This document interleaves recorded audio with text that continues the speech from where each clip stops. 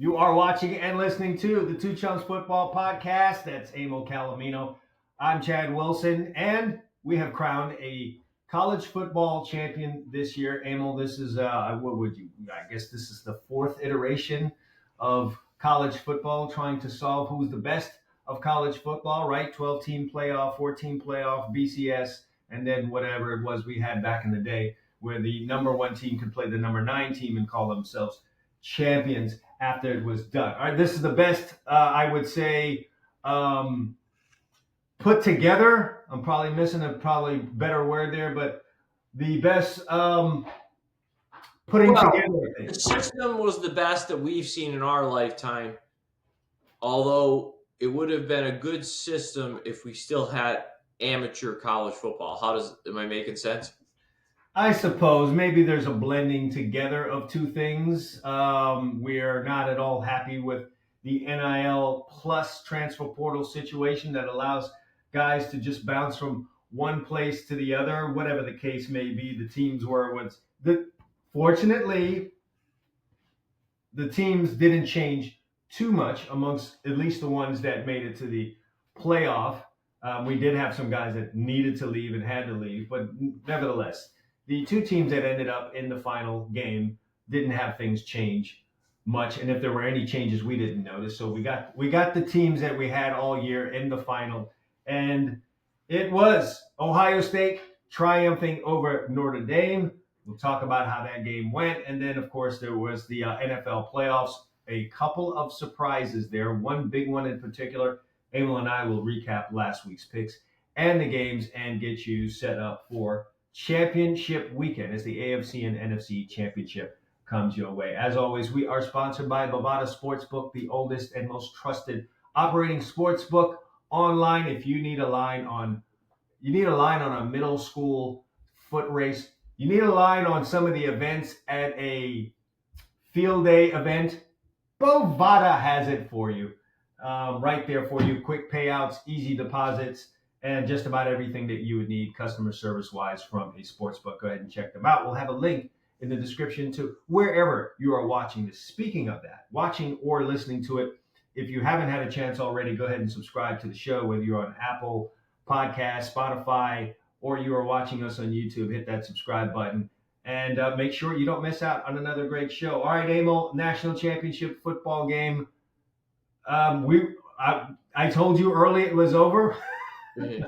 I didn't like what I saw early on. Now, granted, let's set that up since we have a little time. It started where Notre Dame took 15 plays, 70 yards, chewed up a 2/3 of the 10 minutes plus. 10 plus, punched it in. You texted me, wow, okay, maybe we have a game. And I was like, yeah, I may have to admit I'm shocked. Then Ohio State went right down the field, like, and as soon as they scored, you texted me and said, this is going to get ugly. And I was kind of like, what are you seeing? Tell me what you're seeing other than the obvious that it didn't take them many plays. So from there, go ahead, tell me what you saw. Yeah, first of all, when a team does what Notre Dame did out of the blocks, I don't get overwhelmed by that too much. Sure, it's great, but it was difficult for you to score. You had a couple of fourth down conversions you needed to make, a couple of third down conversions that you needed to make, and you know that kind of thing's not sustainable. Subsequent drives cannot continue to go like this, or it's just going to be too much. But if you are successful in putting together another drive like that one and going up 2 scores, now you are kind of choking your opponent. What gave me the thought that this game was over was when Notre Dame couldn't tackle Ohio State. They couldn't tackle the running backs. They couldn't tackle the wide receivers when they caught, short passes. And I know that's a recipe for disaster. When you can't tackle on that side of the ball and you are, quote unquote, a physical football team, you're done. You're finished. So when Ohio State went down there and tied it, I think I texted you and said, if they don't get points right now, they go 3 and out. Yeah, we're finished. They did. Yeah. Yeah. So the athleticism, and this isn't a criticism of Notre Dame. They have a really good roster, but I just don't think anybody athletically this year matched up very well with Ohio State.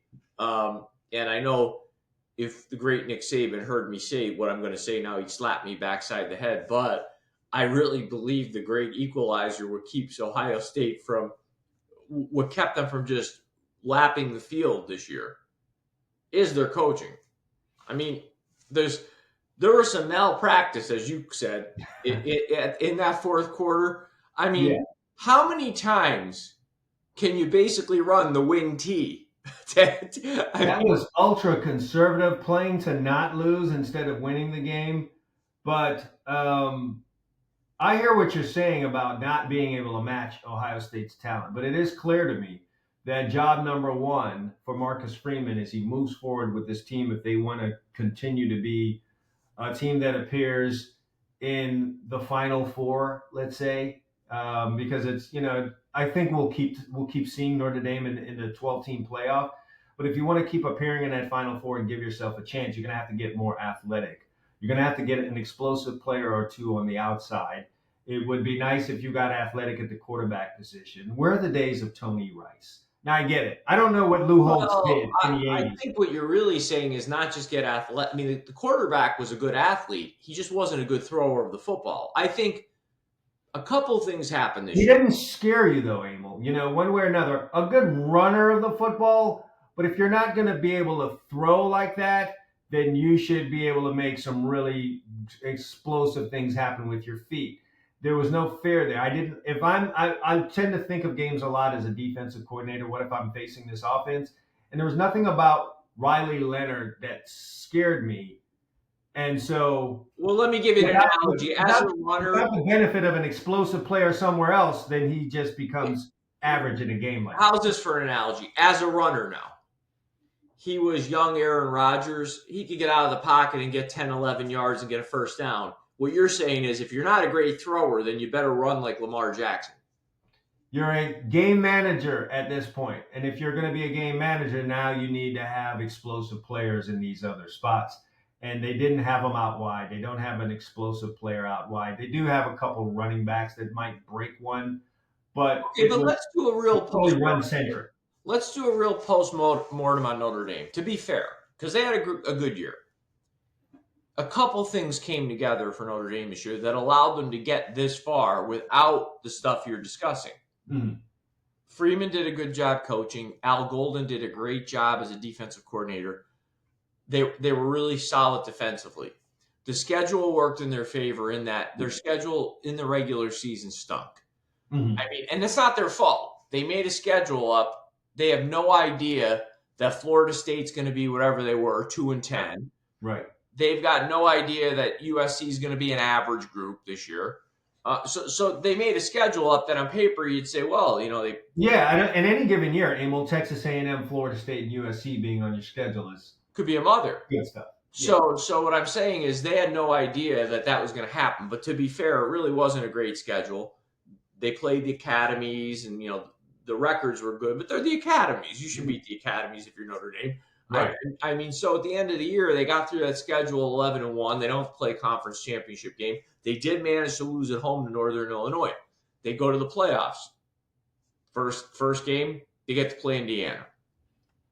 Nice story, but Indiana's not beaten. Indiana is Indiana. Yeah, Indiana's Indiana. It's a basketball school. Then they play a very wounded Georgia team who doesn't have their quarterback, who's now quarterbacking your school for a small sum of $4 million. I had to throw that in. Sure. They played a kid that was making his first start, probably second start. I don't even know what it was, with a bunch of kids that couldn't catch. Okay. Right. So they got by Georgia, and I know it's still Georgia. Then they played Penn State. Probably should have lost the game. But Penn State, James Franklin at the end, and somehow they gave Notre Dame their longest pass completion of the year to tie the game, and then decided that rather than go to overtime where we've already run the ball for 200 yards, we're going to try to win it with our quarterback who was 100 yards passing, and they gift Notre Dame the win without even getting Notre Dame. So I'm saying a lot of things kind of went in Notre Dame's favor this year. It wasn't. But kudos to them. With all that said, they got through whatever they needed to get through. You've seen teams trip up. with all of those 100%. in their favor. And though I said the game was over, and it was and should have been, there was a chance Emil will win this game at the end. So you got to credit Marcus Freeman and his staff and the Notre Dame players for having the stick-to-itiveness. I give them tremendous credit. I think their staff, and I still say this, is what allowed them to somehow keep. I think Notre Dame had a much better coaching staff than Ohio State. It would seem so, based on the ebbs and flow of the game and the way things ended up being. At 31-7, you could have just canceled Christmas, but those guys stayed in it. They fought, found their way back into the game, and then, whatever happened there at the end, not the best call. Well, Nick Saban's coaching Ohio State when that scores 31-7. You think it ends up 34-23? Listen, we give Nick Saban a lot of credit, rightfully so. Maybe, especially if Lane. How about if it's Urban? Well, let me give you one more. Urban Meyer. How about Urban Meyer? If he's coaching Ohio State and it's 31-7, you think that game ends up 34-23? Probably not, Emil, but all of these guys have had this happen to them at some point in a game where someone came. Listen, I texted you on the third down because I figured he was going to run the wing T again. And as soon as I hit send, no sooner do I hit it that they did what I said. If they throw the ball here, the game's over. Yeah. I mean, you knew what Notre Dame was going to do. At that point, you got to sell out and figure this clown is going to run the ball again with his quarterback. Whether intentional or not, maybe we want to give Ryan Day credit, or maybe we stay on the train of not giving him credit. Given what they ran on third down, the first two plays set it up pretty good. Can we admit that? Oh. You got them thinking in the mindset. Who do you think called that? Ryan Day? They have another head coach in the Wait a minute. So wait a minute. Called that. Time out. So the first two calls were Ryan Day, but the third down call was Chip Kelly. Is that what you're telling me? Well, here's how I think it happened. Somehow Ryan Day is on the headset going, we got to run the clock out. And on third down, Chip calls out and says, if I call a pass play here, we're going to end the game. Because, listen, he called 6 out of the last 10 plays. I'll bet you if we go back and look, 7 were Will Howard literally taking the snap. And not really even trying, but. Like it's 1947 and tucking the ball and running. Yes, very Paul Horning of them. Emil, you better thank Chip Kelly. He better be your new favorite guy because he got you a cover at the end of the game. He did. If they audible to a slant and that tackle is made even past the sticks, I think they just kind of wind things out and don't get into field goal range. But as it stands, a big long fade pattern caught deep into the opponent's territory. There wasn't enough.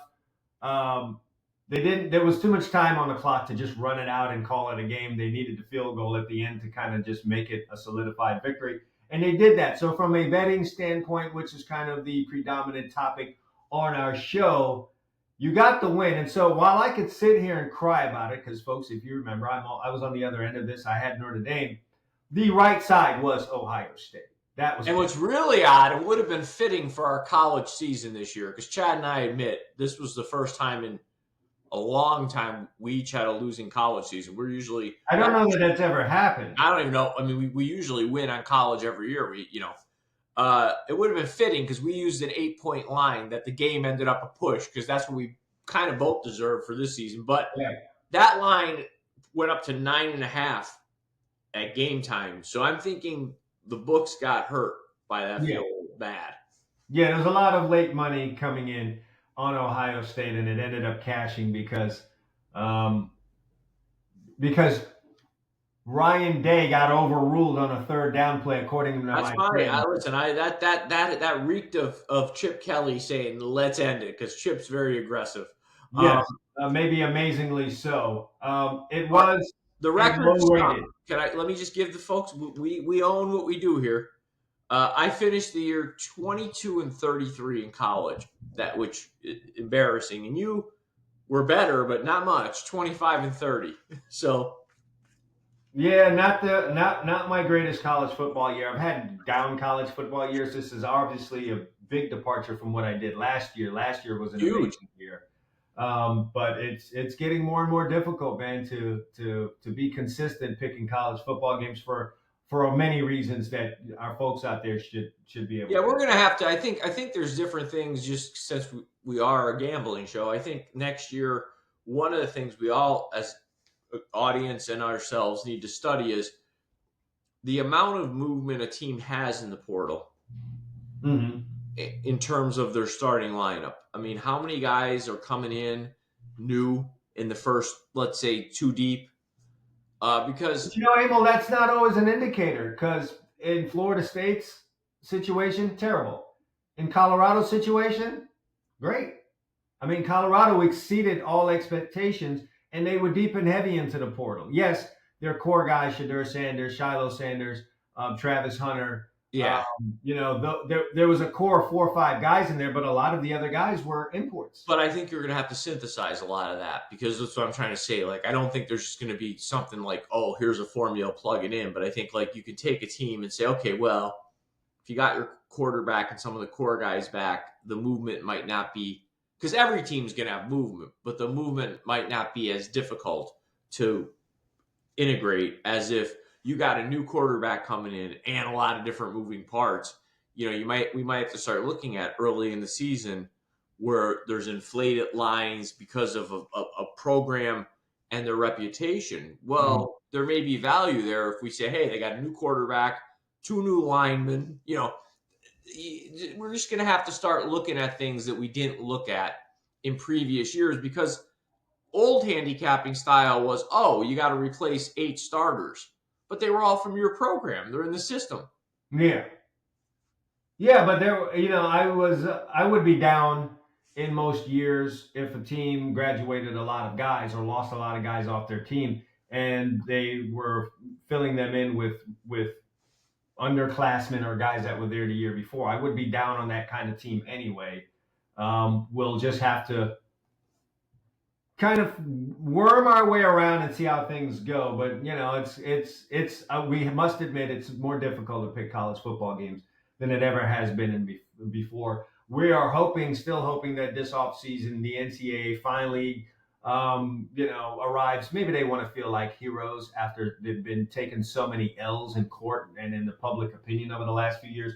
Maybe they want to look like heroes as they swoop in to kind of save a college football that is on the surface doesn't need saving because it's as popular now as it's ever been, but is kind of flailing in the court of public opinion, at least with hardcore fans that just don't like all of the movement. Emil, could you imagine Marshall Faulk playing his sophomore season at San Diego State, and then he ends up at the University of Georgia for his senior year? Could you imagine something like that happening?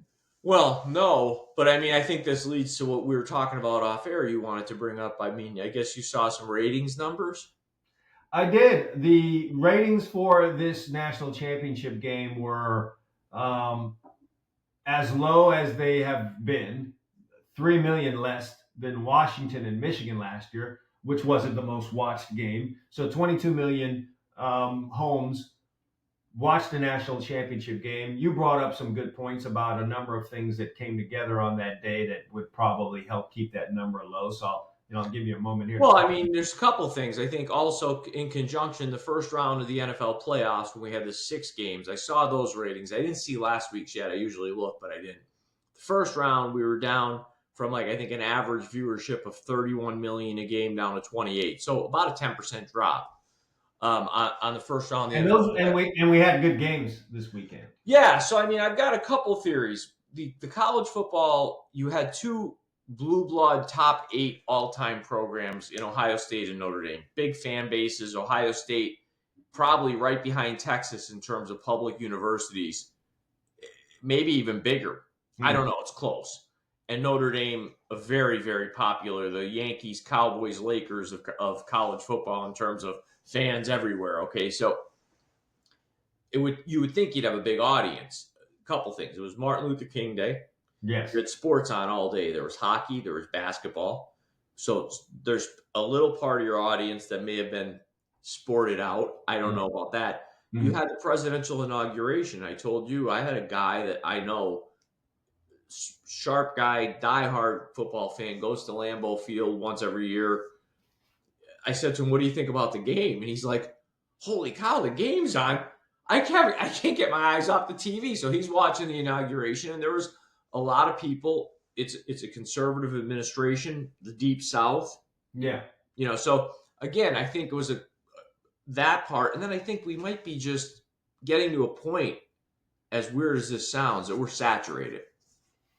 There's a lot of football on, man, and we can blame the NFL for that. Not entirely, though, because, towards the end of this college football season, you had a college football game on Tuesday and Wednesday and Thursdays. They ran the MAC at us. So there could be a number of reasons here. Emil, do you agree with the people who are up in the arms about the college football playoff game being played on Mondays? Would you rather see it played on Saturday, or do you think Monday is a good place for this game? I think it's a weird day at that time of year. It's just always been my opinion. I kind of would love it on a Saturday night. Yeah. I mean, Saturday night, you watch the game. For those people who are inclined to have a little house party, you get the pizza out and everything else, clean up on Sunday morning. You can enjoy the game. I mean, how many people on a January Monday night that have a job where they have to, they don't control their own schedule, want to stay up till midnight or 11:30 watching a college football game if it's not their team? Yeah, I would prefer this game goes to a Saturday. I'm supposing that it's played on a Monday because there's data in somebody's office somewhere that says Monday is the best day for this thing, but I can't. I'll tell you why it's played on a Monday. Why? I guess because the way the schedule worked, even the previous years, it was conflicting with NFL playoff weekends. I think that sucks. But there's you don't want to go against the NFL, and you can't blame them. Yeah, and I know there's no way the NFL is going to say, we'll give you that day. We're gonna shove all these games into a Sunday. No, they're not going to shove them into a Sunday. The NFL doesn't feel they have to. And if I'm telling you my theory is part of the decline was a presidential inauguration, could you imagine if you put it against an NFL game? Right. But again, they could have put all the games on Sunday. I guess they don't want to stuff for. They look at the NFL. Looks at we've got 4 premium pieces of content based on the NFL, right, for advertising. They're not going to stuff 4 NFL playoff games into a Sunday. Okay, how about this? NFL, do your 1 o'clock and 4 o'clock on Saturday. And we could just roll right into the college football game prime time on Saturday. And again, I'm not a TV expert or a media expert, but we could look this up. My guess is the Saturday 1 o'clock window, no different than college football, right? I hate really early games on Saturdays. Oh, for God's sakes. One Saturday. I'm just saying they're not going, because that's premium content from an advertising perspective. Look at what they do on Saturday. 4:30 window, which is really the crappy window as far as they're concerned. Sure. 8 o'clock, and then they go 3 and 6:30 on Sunday. They're just not going to do it. Damn NFL. Stop choking out college football. But anyway, Emil and I will talk next week about how we did with our preseason picks. We'll once again recap how we did in this college football season, but we'll talk about our preseason picks, see how we did there. But that's going to put a bow on the college football season, the part at least that's played on the field. There'll be much to come from us in the offseason as to college football and some things that they need to do. Just a preview for you guys. Emil and I are going to we're going to fix college football. We are going to make a college football conference that makes sense. That is our offseason. You know what I want to know next week from you? And you can tell the audience, what kind of donation did you make for Carson Beck to the cause? I might have thrown $10 or $20 in there. Every bit counts, sir. Oh, every bit? It's crowdfunding. Every bit counts? It's crowdfunding. There's so many of us out there. Bringing his Lamborghini and his girlfriend to South Florida. Hey, well, if you've ever been up late enough to see those Humane Society for a price of a cup of coffee, you too can get a highly regarded former SEC quarterback to come to your school and play for your team. For just $12 a month. $12 a month, you can get a 5-star quarterback to come to your school complete with his lone Lamborghini. What is that? 2 less trips to Starbucks a month, and voila. you have a guy forego his NFL chances and play one more year at your school. Won't you come out and help us? We should do the commercial like they do with the animals. We could play the sad music like Sarah McLachlan, and we Yes. look at, and they'll show the USC fans crying, and then all of a sudden $12 a month, and they show the kid. We'll roll Sally Struthers in there right out of the side, and we'll get the whole deal going. All right, Emil, thanks for that little off-brand shot there. We'll see Carson Beck. Watch out, Canes 2025, all right? Rolling now into the National Football League, which, as you know, dominated the airwaves this weekend. And I want to go very good football games. Let's go game by game in order, and we'll talk about who had a pick on the game, if we each had a pick, what happened. It'll be a good way to summarize because they were good games, right? So the first game of the weekend. I stayed the hell away from anything Kansas City. I can't avoid it this week, Emil. But You dipped your toe in that water, and you went up against the Chiefs. I dipped my toe in that water. From Foot Locker. I lost by half a point. I took the Texans plus 8.5. Stay the hell away. Chiefs and the 7 or 8. What is there? 8 zebras on the field now, or is there 7? What do we got? How many refs are in an NFL game? Do you know? 8, 7. I don't even want to talk about refs and because it was like I agree with, was it the coach that said we were against everybody? When I say everybody, I mean everybody. That was the most crafty and unique way of saying we kind of got hosed without actually saying it and getting the fine. That was a good job there. It was 20-14, and the thing that bugged me about the officiating, and I'm kidding around, but like usually you watch a game. And I'll bring this point up later when we get to this game. And so hold the thought of what I'm going to tell you, audience. Usually, if you're being honest, you'll see 1 or 2 egregious calls both ways. And that's just the way football is. They're not going to get every call right. What annoys me with the Chiefs is that it's rarely hurts the Chiefs. I mean, I'm trying to be honest here and trying not to be like, those 2 calls in that game, the first one, hitting Mahomes, whatever, he didn't hit him in the head. I mean, he hit him in the chest plate right as he released the ball. It extended a drive, and they got points. They were going to be punting the football. It's a big play. I mean, You go from getting the ball back to them getting points. Yeah, no, that's a big turnaround, especially in a game that ended that close. And then the second one was even worse for me because he does that. First of all, he's a good runner. He does the goofy stuff where he runs around, and then he sits on his ass like a child, just flops down late. To me, that should be almost an NBA flopping penalty. I'm serious. They need to figure this out because if you're going to give yourself up, it has to be early enough where guys that are running 4.40s aren't tearing ACLs to stop and not hit you. The 2 Houston players hit each other. Mahomes didn't even get hit. Yeah, there was more impact felt by the 2 Houston Texans running into each other than Mahomes did. I think we've seen Mahomes live long enough in the spotlight to now become a villain because all of the talk after the game was people being majorly upset at the flop he did out of bounds. That didn't result in a penalty. But it's like, why are you doing this? It's like at this point now, we're already a little pissed at how the referees are treating you. Now you're playing into it. Well, wasn't Aikman call? I think Aikman was calling that game. I think that was Aikman. He was very blunt. Aikman was just like, they've got to fix this in the offseason. I mean, you cannot, if you're a runner, other than a direct shot to the head where it's blatant, you're, to me, no longer a defenseless player at all. You're running with the football. You're Derrick Henry at that point.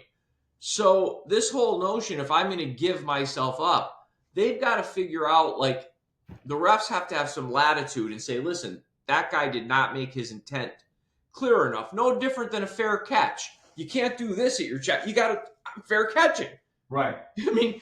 No, I agree. And I think what we're seeing here is that, again, somewhere in the league office, someone has data on their desk that says we are going to get more viewers and more attention if the Chiefs are playing football. Period.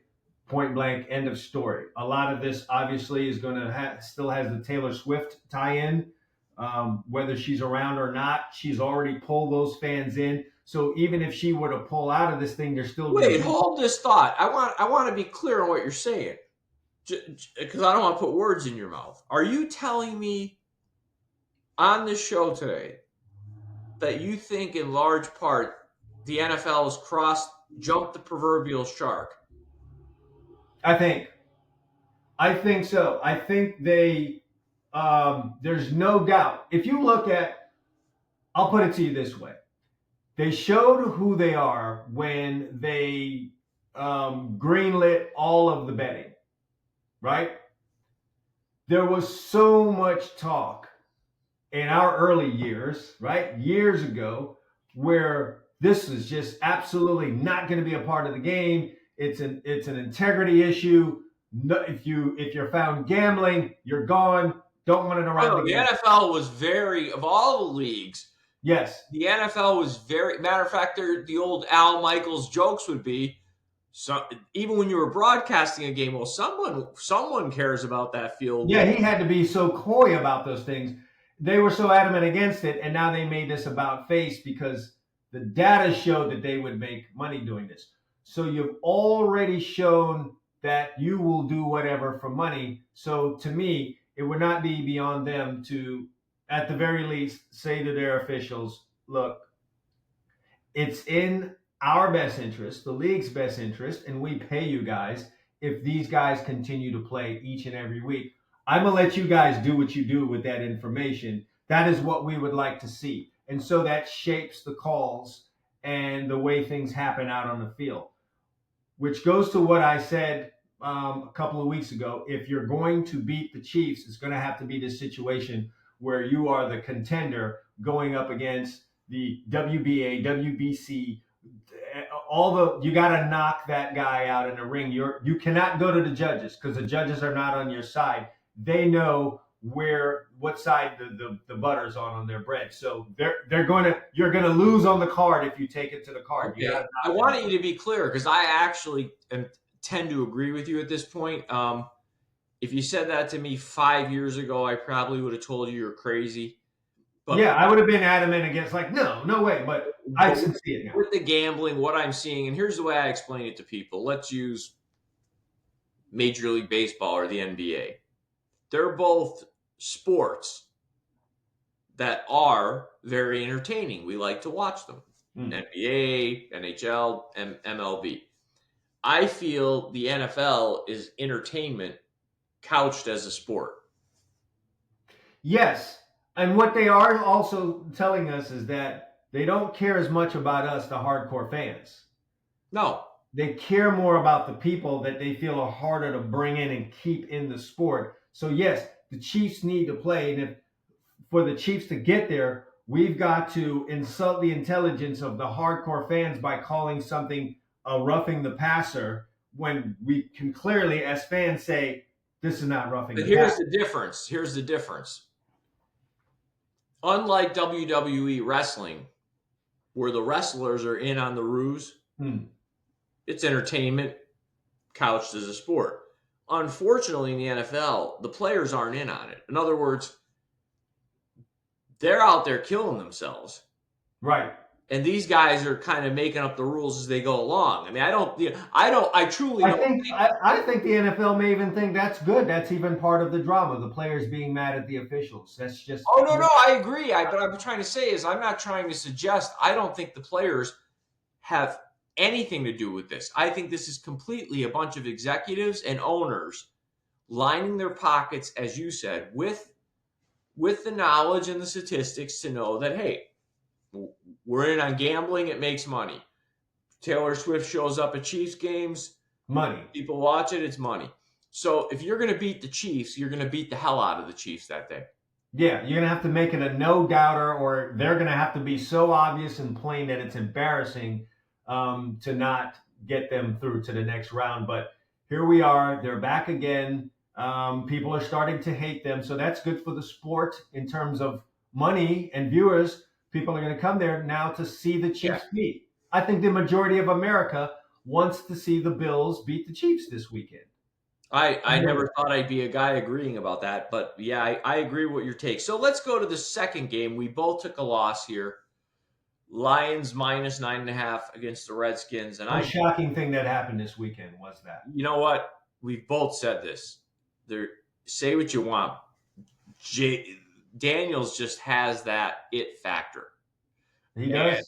And people who've watched the sport long enough, you can't articulate it, but you just know it when you see it. He's like one of those guys that's now he has to do it again because we thought that about RG3 coming out the first year. So he's got to do it again. Yeah, I'm not ready to anoint him. This is as good a rookie year as I think you and I have seen. We've been watching football for a long time. Definitely. But I don't go this way until I see a guy's second year. Everyone's going to study you in the offseason and your offense. And now when they come back and they're really prepared for you, let me see what you do then. Then I can start throwing. I mean, remember, we were on this train last year. I say we, the collective football audience, about C.J. Stroud. And not that he was horrible this year by any means. It wasn't the same. It wasn't the same, no. So he could take a step back. But I'll tell you what, that game was pretty much domination. I mean, Washington handled Detroit beginning to end.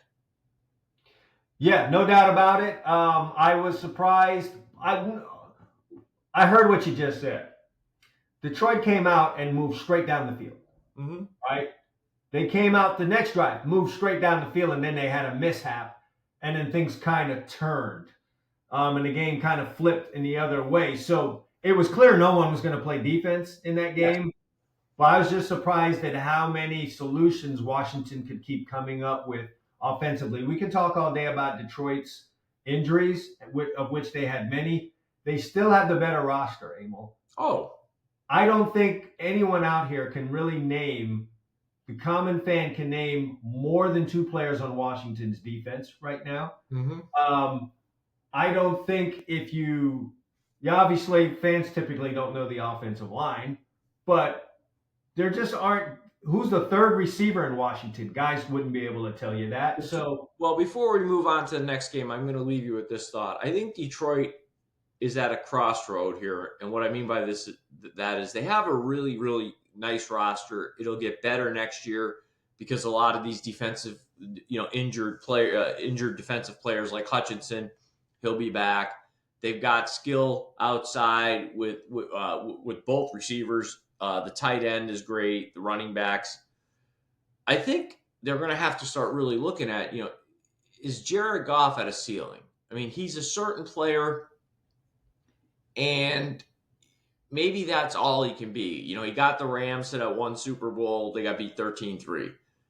He came up just short in the NFC Championship game last year. Saturday, 3 interceptions, a fumble. They had 5 turnovers. 4 of them were by Goff. And you start to say to yourself, it's not that he's not a good player, but he might just be at his apex. I'm not sure if I want to go there. I mean, he has under his under his leadership, let's say, this has become the best 2 years probably in Detroit Lions football, maybe ever. You have to give him credit for that.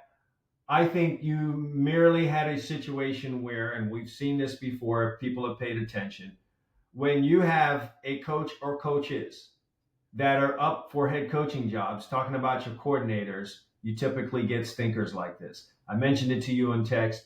I think Aaron Glenn was last year's Dan Quinn, right? Mm-hmm. They were great all year. The defense was really carrying the Dallas Cowboys, and it was by all intents and purposes, a really, really good unit. Then they get into playoffs, and Dan Quinn is up for all of these coaching jobs. And what do we see? A totally uncharacteristic performance by the Dallas Cowboys defense, and then they're out of the playoffs. Detroit they weren't the most stout defense, but they played really good defense. They got good players over there. Aaron Glenn is up for all of these jobs, and they give up 45 points to a rookie quarterback. I think that's a big part of what happened there. Not to mention that Ben Johnson, who now has another job, both of these guys have now secured jobs elsewhere, was another guy up for jobs. And though he'll get a pass because the Lions scored 38 points, there may have been some situations in there where he could have been better prepared. Maybe not call some of the plays where Jared Goff got an interception. Maybe you are a little more conservative, or you help the defense out. Yeah. There's a game that goes on there between offense and defense, and just because the offense scored points doesn't mean it had a good game, which might be No, and I agree. you got to play complimentary football. I don't want to drag Jared Goff. I mean, he had a good year, but let's be honest. I mean, the Rams traded him and won a Super Bowl. Understandable. They got a Hall of Famer in return. Well, let me ask you this: if Matt Stafford was in Detroit, I'm thinking they're still having the same 2-year run. I don't know, Emil. I mean, Matthew Stafford had the best athlete I've probably ever seen, short of Bo Jackson and Deion Sanders in the NFL, and Calvin Johnson, and they really couldn't get anywhere. So I don't know that. That's Maybe true. The Lions did get 2 guys who are in the Hall of Fame to quit in the prime of their careers. Enough already. It's like, or we're going to drink and smoke cigarettes for the rest of our life. So maybe it's just Matt Stafford was a great fit in LA. Maybe. And Jared Goff was a good fit in Detroit. Here's the problem for Detroit going forward. You have a tremendous mental block and battle that you're going to have to get through. Climbing that mountain again. You won 15 games this year. 15. Climbing that mountain again is going to be tough. It's going to be hard for you to take all of these regular season games seriously. Then get into the playoffs and be in a tough game and have a tough moment and not remember what has happened the last 2 years. That's going to be a big thing. Plus your overarching history as Detroit Lions. That's a lot to overcome. Yeah. It's going to be interesting to see. Well, we beat that one up, but yes, I agree with everything you just said there. I mean, that's true. So let's flip over Sunday. Aforementioned Matthew Stafford. My friend here had a pick on the game. Now, folks, this is where betting your lines are important, right? Yes, preach, sir. When we did the show, the Eagles were 5.5. Toward later in the week, they crept up to 6, and then at game time, they went off at 6.5. My friend here got a win. Gave you to 5.5. You could have got 5.5 for a long time. That's right. The Eagles, I hope you did it, because if you're going to take the favorite, you have to have a feel for a game. That game is never getting better than 5.5. Right. Okay. So that was a weird game on Sunday. It was in the snow here. We had a lot of snow in Pennsylvania. They scored a ton of points for a game that was played the whole last 2.5 quarters in snow. It was just, I felt Kellen Moore was criminal in some of his calls toward the end of that game, after specifically Saquon Barkley rips off a 70-yard run, which by and large looks like it's ended the football game. Right. 28-15. It's about to be 29-15. Josh Elliott does a lot of people a disservice and misses his second extra point of the game. So it's 28-15. The Rams go down. I want to say they scored, or the call I'm specifically thinking of is the Eagles are running the ball. First down, they run the ball. And then on second down, for some godforsaken reason, I think it was 28-22, they can run the clock out. They call a pass. And Jalen Hurts takes like a 7 or 10-yard sack. And I don't know I think you texted me. It's like, what the hell was that? A tough call. I'm always one to be slow to, second guess calls that are made on the field. I know what it's like. There's a lot of information going through your head. Nevertheless, it didn't work out. There were way too many field goals and field goal attempts in a snowy game like that for me. I'm kind of lucky to have gotten to cover in that game, but it was had. There isn't a whole bunch I want to say about this game other than a good fight by the Rams. You're way out of your element. You're a warm weather team. You're playing in the snow against a quote unquote better football team, and you had all types of chances to win the game. So, I mean, good. They were on the Eagles' 9-yard line in the last 50 seconds of the game. And on top of that, everything that happened, including the Saquon big run at the end for the touchdown where he didn't slide, they worked it all the way down into the red zone and had a chance at the end of the game. So it's a good season by the Rams. I know that organization is not one for moral victories, considering that they have a couple of titles under their belt.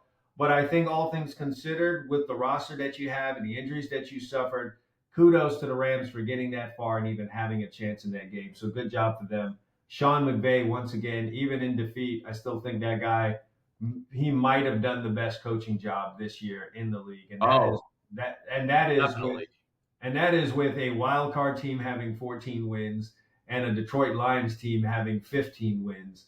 He did as good a job as anyone coaching his team this year. And then finally, the last game, I got to win. Buffalo Bills +1. So we were both 1-2 this week. So We were, man. Listen, I was shocked, dismayed, flabbergasted by Mark Andrews not catching that ball. I do want to say this though. I think it's awful how fans have reacted to that and the lengths that they have gone to get after Mark Andrews, gone after him, family, girlfriend. well, you're not there. If you're the Ravens, I'm not sure you're there without a Mark Andrews. You're obviously not, but no one sees it through that lens. They just see the last game and the drop, and then also the last play. I mean, and the drop, and then also the fumble that happened in the game. Yeah, man, he had a stinker. It happens. Life moves on. This is a human being we're talking about. He blew your parlay. Why are you betting a parlay anyway? All right. Well, and he didn't fumble. First of all, he didn't fumble. The ball was knocked out. I mean, that was an aggressive defensive also play. known as a fumble in this game.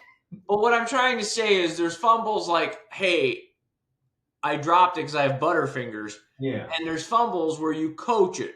And the defense made a play. Yeah, they ripped the ball made a play. Not everything is just your fault. The other guy gets paid too. Yeah, I feel bad. I honestly, though, Emil, feel the game turned on the play with Lamar Jackson. And I'm obviously a Lamar Jackson fan, but going in and on your way to at least 10-7, probably 14-7, and he's doing too much on a play, fumbles the football, and you let an old man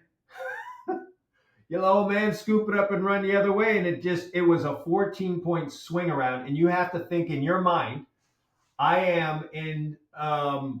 I'm on the road in the second round of the playoffs. It's kind of hard to make up 14 points. Man. Well, it really is hard to make. Let me make 2 quick points, and we'll move on to our picks. One, I said earlier that this is a classic example of 2 bad calls evening things out. The Bills were going in.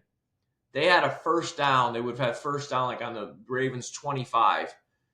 And the refs called the most egregious offensive holding penalty on their left tackle that I've seen in a long time. I mean, the Ravens player literally slipped in front of him. It wasn't. I mean, he could have held the guy up like a baby. That's all. The guy fell on his face, and the ref throws a flag. So they go from having like a 1st and 10 on the 25 to like a 3rd and 19, kills the drive. Sure. But conversely, the Bills on a 3rd down throw a poke and hope ball up there. Both guys are hand fighting. The Bills guy literally gives it a get off me. Yeah, I thought that was terrible. I thought that was terrible. And that led. So my point is, there's 2 calls you could debate, but they're both bad and they both went one way.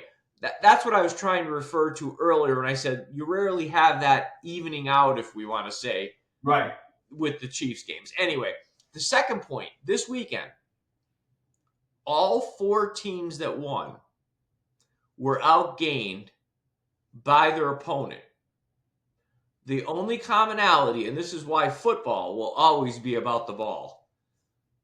The Lions were -5 turnover differential. They made 5. The Redskins made 0. The 3-0 in the Bills game. So the Ravens were -3. The Rams were -2, 2-0. The Chiefs game was even. Neither team made a turnover. So how's that? Every team that won was outgained.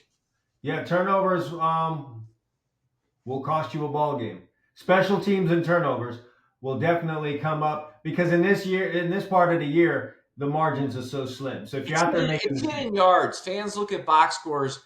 They tend to see total yards. They miss the hidden yards on special teams. They miss the hidden yards on penalties.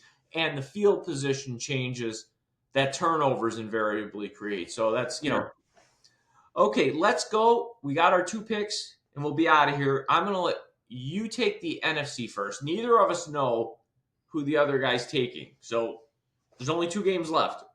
All right, Emil, NFC game. It is the Washington, I'm going to call them Commanders because that's what they are, and they've made it this far. So I'm going to not disrespect the current I do it as I think it's honor. Disrespect.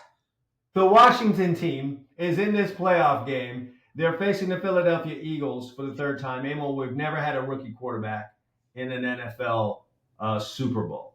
I think we get our first here. I'm going to go with Washington in this one. These two teams met a few weeks ago towards the end of the season here, and Philadelphia lost this game in Washington by 3 points. But I do want to point out, in that game, Philadelphia rushed for 211 yards. They rushed for 211 yards. You dominated the line of scrimmage. I think they were even ahead in total yards in that game, and you did not win. Emil, when you rush for a total like that, and the game is close, a close victory, or you lose a game when you've rushed like that, it's very difficult for you to win the rematch. Because conventional wisdom will say the Redskins, Commanders, whatever you want to call them, are not going to allow you to run for 211 yards again. Granted, I could have said that about the Rams, but they did do it.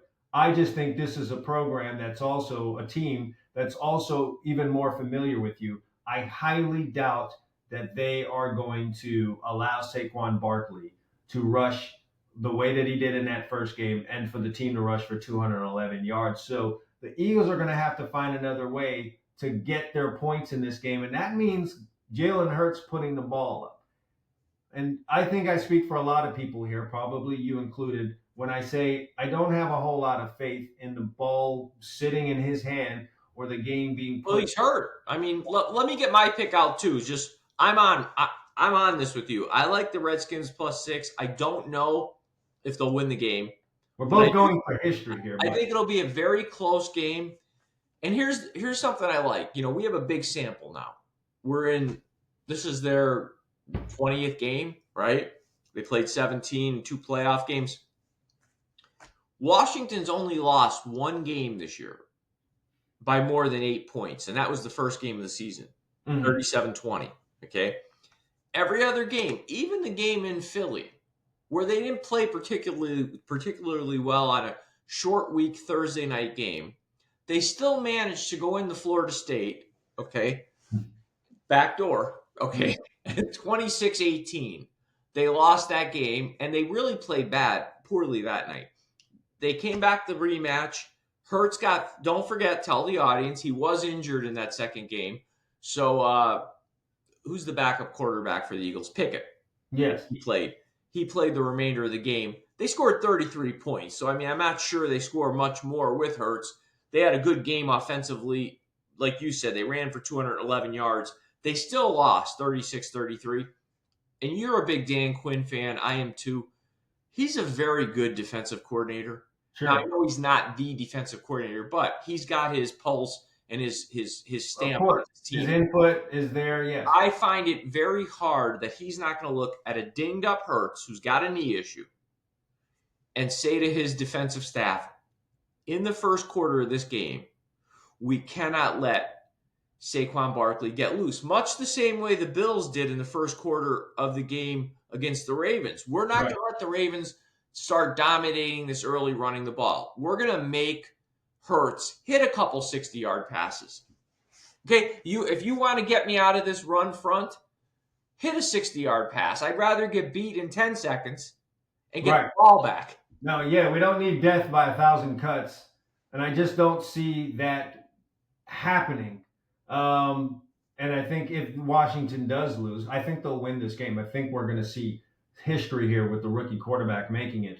But I would agree with you. If they don't win the game, it's a field goal type of game, or it's a 4-point game, not a 6-point win or more for the Philadelphia Eagles. I think if the Eagles are going to win this game, they're going to have to get bloody to do it. So I don't see them running away with this contest. I can't imagine a situation where that would happen. The only way I see this game getting ugly, and it's just not in this kid's DNA, and listen, he's a rookie, so things can change.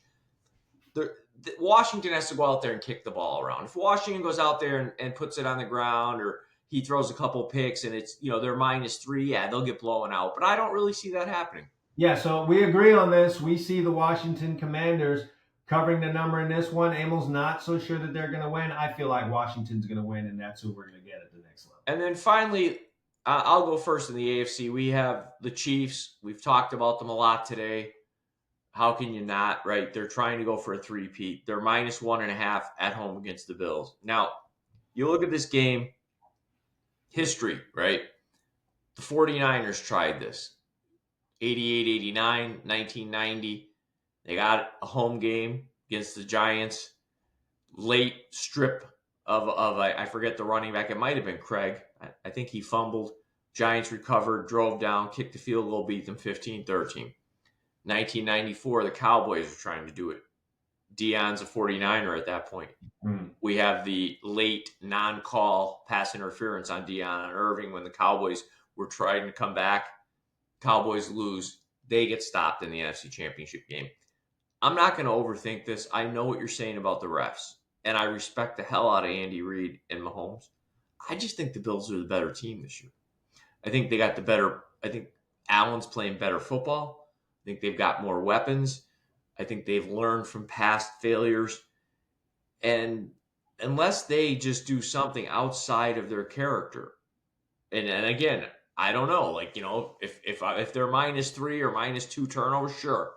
I don't think that's going to happen. I think this is a different Josh Allen this year. He's not turning the ball over, and the plays he's making under duress, sometimes just throwing the ball away, where other years he'd throw a pick. I think that's the difference in this game. I think the Bills win a close one, like call it 23-17 or something, but I think they win it. Emil, we're going to agree on both of these games. I'm going to go with Buffalo. I thought last week if they got by that Baltimore Ravens hurdle that this was a team that was going to make it to the Super Bowl. And I agree. And for a number of the reasons that you mentioned, I do love the way that Josh Allen is playing football. He's taking the check downs. He's throwing the screens. He's doing the dink and dunk passes. He's not overplaying his hand and launching the ball down the field and having this overbelief in his physical abilities so far as throwing is concerned. He runs when he needs to run. He's protected the ball a whole lot better this year. James Cook being in that backfield quietly has rushed for 16 touchdowns this season and has been a real godsend for the Buffalo Bills. On top of that, it has allowed them to play some pretty strong defense, something that I think they're going to bring to the table in this game. The Bills are super and ultra hungry to get this Kansas City Chiefs thing off of their back. And Emil, I talked about this. I don't think it's going to be that close of a game, like what you said, because if it is, I don't trust what's going to happen on that field if it's a close game. And so we both have said if you're going to beat the champion, you're going to knock them out. And I think that's what's going to happen here. We might end up getting a high-scoring game that we didn't expect simply because of how the Chiefs have played this year. But somehow I have it in my mind as the Bills winning by 8. So if it's a 28-20 or something like that, with maybe the Chiefs needing to get down the field in under a minute and get a 2-point conversion, and that's just too much for them, and they flame out on a 4th down pass that goes errant or just doesn't get the job done, and the Bills crack this code and save all of us true hardcore football fans from a mediocre Chiefs football team making it all the way to the Super Bowl and all of us asking how, and then having to watch whatever happens in that big Super Bowl game. But I just think the Bills get this thing done. If not now, when? And so I think they answer that call now. And you know what? Not to, before we sign off, my mathematical mind works like this. We're picking one side of this, you and I. Now, there's a bunch of combinations. We've got a rematch of the 1991 season Super Bowl, right? We got Redskins versus Bills. Yes. The other side of it, what we're picking to be the losing side, which if we got both of these wrong, is a rematch of the Super Bowl from a couple of years ago. Yeah, that is definitely on the table. We're just going to have to see how this thing shakes out. But as it turns out, both Emil and I agree on our picks here. We like Washington to cover. We like Buffalo to cover. We're saying it's a Washington-Buffalo Super Bowl. But this is why they play the game, so you guys tune in on Sunday to see how this thing goes. We appreciate you guys watching and listening to us through the college football season. We still got football to go. Championship weekend, Super Bowl weekend, and then everything else that comes after that. But we are going to head out now. We appreciate you guys watching once again. Be sure to subscribe on the channel if you've not done that already. And also check out our sponsor, Bovada Sportsbook. Link is in the description of this show. So we're out of here. For Emil Calomino, I'm Chad Wilson. Thanks for watching and listening to the Two Chumps Football Podcast. We'll talk to you guys next week.